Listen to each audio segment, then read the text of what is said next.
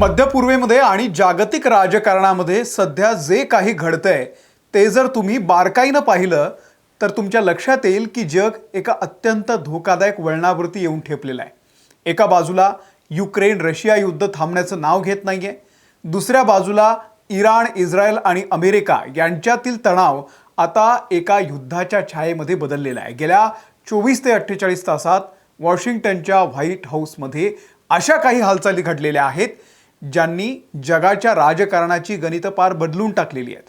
अमेरिकेचे अध्यक्ष Donald Trump यांनी इस्रायलचे पंतप्रधान बेंजामिन नेतन्याहू यांच्याशी तब्बल 90 मिनिटं बंद दाराआड चर्चा केलेली आहे। विशेष म्हणजे या बैठकीच्या काही वेळ आधीच युक्रेनचे अध्यक्ष व्लादिमीर झेलेन्स्की यांची सुद्धा ट्रम्प यांच्यासोबत भेट झालेली होती। या बैठकांमध्ये नेमकं काय शिस्त आहे? इराणबद्दल ट्रम्प यांनी फॉक्स न्यूजला दिलेल्या मुलाखतीमध्ये कोणता मोठा इशारा दिलेला आहे? सौदी अरेबियाची सर्वात मोठी तेल कंपनी अरामकोवरच्या हल्ल्यानंतर तिथे नेमकी काय परिस्थिती आहे? बहरीन, कुवेत, जॉर्डनमधून आखातामध्ये सध्या नेमकं काय घडतंय? सगळं सविस्तर तुम्हाला पुढच्या काही मिनिटांमध्ये समजावून सांगतो। व्हिडिओ शेवटपर्यंत बघा। नमस्कार, मी अमोल किन्होळकर, आपण पाहत आहात महाराष्ट्र टाइम्स ऑनलाईन। सर्वात आधी बोलूयात वॉशिंग्टनमध्ये झालेल्या त्या महत्त्वाच्या बैठकांबद्दल। दिवंगत अमेरिकन सिनेटर लिंडसे ग्रॅम यांच्या अंत्यसंस्काराच्या निमित्तानं जगातील अनेक मोठे नेते सध्या वॉशिंग्टनमध्ये एकत्र आले। पण या कार्यक्रमाच्या निमित्तानं ट्रम्प यांनी ओव्हल ऑफिसमध्ये घेतलेल्या बैठकीनं सगळ्यांचं लक्ष वेधून घेतलेलं आहे। नेतन्याहू आणि ट्रम्प यांच्यामध्ये तब्बल 90 मिनिटे चर्चा झाली। सहसा ट्रम्प जेव्हा कोणत्याही जागतिक नेत्याला भेटतात तेव्हा मीडियाच्या समोर कॅमेऱ्यांची गर्दी असते, फोटो सेशन होतं। पण यावेळेस दोन्ही नेत्यांनी अत्यंत गुप्तता पाळत माध्यमांना दूर ठेवलं। बैठकीनंतर फक्त काही औपचारिक फोटो बाहेर आले। पण या 90 मिनिटांमध्ये नेमकं काय घडलं? अधिकृत अहवालानुसार अमेरिका आणि इस्रायलमध्ये एका मोठ्या डिफेन्स डीलवरती आणि इराण विरुद्धच्या रणनीतीवरती सखोल चर्चा झालेली आहे। या बैठकीनंतर नेतन्याहू यांनी इस्रायली माध्यमांना सांगितलं की अमेरिकेच्या अध्यक्षांसोबत जो माझा संवाद झालेला आहे तो आतापर्यंतचा सर्वात उत्तम संवाद होता। इराणला कोणत्याही परिस्थितीमध्ये अण्वस्त्र मिळवू द्यायची नाहीत, यावरती आमचं एकमत झालंय। पण या बैठकीची क्रोनॉलॉजी जरा समजून घेणं गरजेचं आहे। नेतन्याहू यांच्या आधी युक्रेनचे अध्यक्ष व्लादिमीर झेलेन्स्की हे ट्रम्प यांना भेटले होते। युक्रेनला रशियाच्या बॅलिस्टिक क्षेपणास्त्रांचा सामना करण्यासाठी अमेरिकेच्या पेट्रियट हवाई संरक्षण प्रणालीची प्रचंड गरज आहे। झेलेन्स्की यांनी ट्रम्प यांच्याकडे या मिसाईल्स बनवण्याचा परवाना युक्रेनला देण्याची मागणी केली। झेलेन्स्की यांच्या मते ट्रम्प यांनी या सहनिर्मितीला तत्वतः मान्यता दिली आहे। म्हणजे ट्रम्प एकाच दिवशी दोन वेगवेगळ्या युद्धांच्या केंद्रस्थानी असलेल्या नेत्यांसोबत चर्चा करत होते। एकीकडे रशिया युक्रेन युद्ध आणि दुसरीकडे इराण इस्रायल युद्ध। फॉक्स न्यूजला दिलेल्या अत्यंत आक्रमक मुलाखतीमध्ये बोलताना डोनाल्ड ट्रम्प यांनी थेट म्हटलेलं आहे की इराणचा ताबा आता होर्मुझच्या सामुद्रधुनीवरती उरलेला नाहीये, तिथे आता आमचा पूर्ण ताबा आहे। एवढ्यावरच न थांबता ट्रम्प यांनी इराणला थेट धमकीवजा इशारा देत म्हटलेला आहे की जर अमेरिकेनं ठरवलं तर आम्ही अवघ्या काही तासांमध्ये इराणचे सर्व महत्त्वाचे पूल, त्यांच्या पायाभूत सुविधा उडवून टाकू शकतो। त्यामुळे इराणनं शहाणपणा दाखवून चर्चेच्या टेबलवरती यावं आणि आमच्याशी बोलणी करावी। ट्रम्प यांच्या या वक्तव्यामागे एक मोठं आर्थिक आणि लष्करी कारण आहे। होर्मुझची सामुद्रधुनी हा जगातल्या एकूण खनिज तेलाच्या वाहतुकीचा सर्वात मोठा आणि महत्त्वाचा मार्ग आहे। इराणनं आधी धमकी दिली होती की या मार्गावरून जाणाऱ्या जहाजांची वाहतूक ते रोखतील। पण ट्रम्प यांनी स्पष्ट केलंय की अमेरिका या आंतरराष्ट्रीय जलमार्गावरती इराणची दादागिरी चालू देणार नाही। मात्र इराणच्या परराष्ट्र मंत्रालयानं ट्रम्प यांचा हा दावा फेटाळून लावलेला आहे। इराणचे प्रवक्ते म्हणालेले आहेत की आमची अमेरिकेसोबत सध्या कोणतीही औपचारिक चर्चा सुरू नाहीये। उलट इराणच्या सैन्यानं स्पष्ट इशारा दिलेला आहे की जर त्यांच्या जप्त केलेल्या संपत्तीचा अमेरिकेनं वापर केला तर ते कोणत्याही जहाजाला होर्मुझमधून जाऊ देणार नाही। युद्ध आता फक्त इराण आणि इस्रायल पुरतं मर्यादित राहिलेलं नाहीये, तर ते संपूर्ण आखाती देशांमध्ये पसरलेलं आहे। गेल्या काही दिवसांमध्ये आपल्याला माहिती आहे Bahrain, Kuwait, Saudi Arabia, Jordan या सर्व देशांमध्ये ड्रोन आणि मिसाईल हल्ल्यांची मालिका आपल्याला दिसून आली होती। सर्वात मोठा धक्का सौदी अरेबियाला बसला। इराण समर्थित हुथी बंडखोरांनी आणि इराकमधील इराण समर्थित गटांनी सौदी अरेबियाच्या पूर्व भागामध्ये तेल शुद्धीकरण प्रकल्पांना लक्ष्य केलेलं आहे, टार्गेट केलेलं आहे।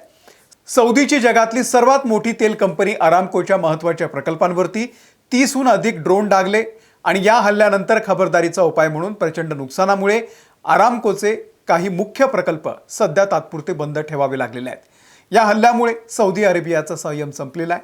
आतापर्यंत सौदी अरेबिया युद्धामध्ये थेट उतरणं टाळत होता, पण आता तेल प्रकल्पांवरती हल्ले झाल्यानंतर सौदीनं अमेरिकेसोबत हात मिळवणी केलेली आहे।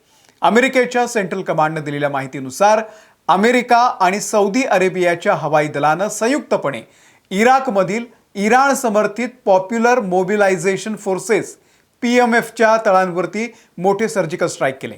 या कारवाईमध्ये इराण समर्थित तळांचं मोठं नुकसान झालंय। सौदी अरेबियानं थेट दुसऱ्या देशामध्ये जाऊन लष्करी कारवाई करण्याची ही युद्धातली पहिली वेळ आहे। याशिवाय जॉर्डनमध्ये असलेल्या अमेरिकन लष्करी तळांवरती इराणच्या रेव्होल्युशनरी गार्ड्सनं म्हणजे IRGCनं बॅलिस्टिक मिसाईलनं हल्ला करण्याचा प्रयत्न केला, मात्र अमेरिकेच्या अँटी मिसाईल सिस्टमनं ही सर्व क्षेपणास्त्र हवेमध्ये नष्ट केली, त्यामुळे मोठा अनर्थ टळलाय। पण या हल्ल्यामुळे बहरीन, कुवेत आणि जॉर्डनमधील वातावरण अत्यंत तणावपूर्ण बनलेलं आहे। नेतन्याहू आणि ट्रम्प यांच्यातील 90 मिनिटांच्या चर्चेनंतर इराणवरती एका मोठ्या कारवाईची तयारी पूर्ण झाल्याचे संकेत मिळत आहेत। मध्य पूर्वेमध्ये सुरक्षितता राखण्यासाठी आणि कोणत्याही मोठ्या मोहिमेला पाठिंबा देण्यासाठी अमेरिकेची आपली अतिमहत्त्वाची हवाई इंधन भरणारी जी विमानं आहे म्हणजे रिफ्युलिंग जेट्स इस्रायलच्या तळांवरती सध्या तैनात करण्यात आलेली आहे। रिफ्युलिंग जेट्सचं महत्त्व काय असतं तर जेव्हा फायटर जेट्सना दूरवर जाऊन मोठे हल्ले करायचे असतात तेव्हा त्यांना हवेमध्ये इंधन भरण्याची गरज असते। इस्रायलपासून इराणचं अंतर जास्त असल्यामुळे इस्रायली किंवा अमेरिकन विमानांना इराणवरती थेट आणि मोठा हल्ला करण्यासाठी या रिफ्युलिंग जेट्सची मोठी गरज असते।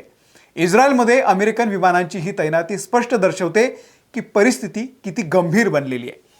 इस्रायलचे संरक्षण मंत्री काट्झ यांनी नुकतंच एका मुलाखतीमध्ये सांगितलेलं आहे की इराणवरती इस्रायलनं यापूर्वी 2दा मोठे हल्ले केलेले आहेत आणि आम्ही आता 3ऱ्यांदा हल्ला करण्यासाठी पूर्णपणे तयार आहोत।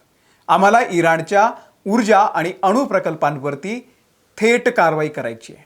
मात्र मीडिया रिपोर्ट्सनुसार ट्रम्प प्रशासनानं इस्रायलला इराणच्या तेल विहिरींवरती किंवा ऊर्जा प्रकल्पांवरती थेट हल्ला करण्यापासून सध्या रोखलेला आहे, कारण जर इराणचे तेल प्रकल्प उद्ध्वस्त झाले तर जागतिक बाजारामध्ये कच्च्या तेलाचे दर पुन्हा एकदा भडकू शकतात आणि अमेरिकेमध्ये महागाई प्रचंड वाढलेली आहे। ट्रम्प यांना भीती आहे की आधीच या सर्व तणावामुळे जागतिक बाजारामध्ये कच्च्या तेलाच्या किमती 5% वाढून $83 प्रति बॅरलच्या पुढे पोहोचलेल्या आहेत। ट्रम्प यांनी निवडणुका जिंकताना दावा केला होता की 24 तासांमध्ये मी युद्ध थांबवतो, पण वास्तव आज असं आहे की अमेरिका एकाच वेळी युक्रेन आणि मध्य पूर्वेतल्या अशा 2 युद्धांमध्ये अडकलेली आहे जे संपण्याचं नाव घेत नाहीये। ट्रम्प एकीकडे इराणला चर्चेचं निमंत्रण देत आहेत तर दुसरीकडे सौदी आणि इस्रायलला सोबत घेऊन इराणची नाकेबंदी करतायत। इराण सुद्धा सहजासहजी माघार घेण्याच्या भूमिकेत नाहीये। त्यांनी आपल्या शस्त्रास्त्रांची निर्मिती दुप्पट केलेली आहे आणि आखातातील आपल्या मित्रगटांच्या माध्यमामधून अमेरिकन आणि सौदी तळांना लक्ष्य करणं सुरूच ठेवलेलं आहे। येणारे काही दिवस संपूर्ण जगासाठी विशेषतः भारतासारख्या देशांसाठी अत्यंत महत्त्वाचे असणार आहे, कारण या सगळ्या तणावामुळे आपल्या खिशावरती मोठा परिणाम होणार आहे। आधीच युद्ध भडकलेलं आहे, होर्मुझची सामुद्रधुनी बंद झालेली आहे, पुन्हा जगभरामध्ये इंधनाचा तुटवडा आहे आणि त्यामुळे महागाईचा भडका आपल्याकडे वाढू शकतो।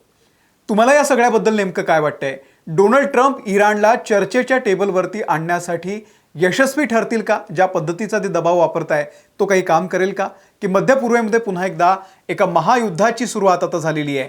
तुमची मतं आम्हाला खाली कमेंट बॉक्समध्ये नक्की सांगा। व्हिडिओ आवडला असेल, माहितीपूर्ण वाटला असेल तर नक्की लाईक करा, मित्रांसोबत शेअर करा आणि अशाच नवनवीन आंतरराष्ट्रीय घडामोडी अगदी सोप्या मराठी भाषेमध्ये समजून घेण्यासाठी आमच्या या महाराष्ट्र टाइम्सच्या YouTube चॅनलला तुम्ही सबस्क्राईब करा।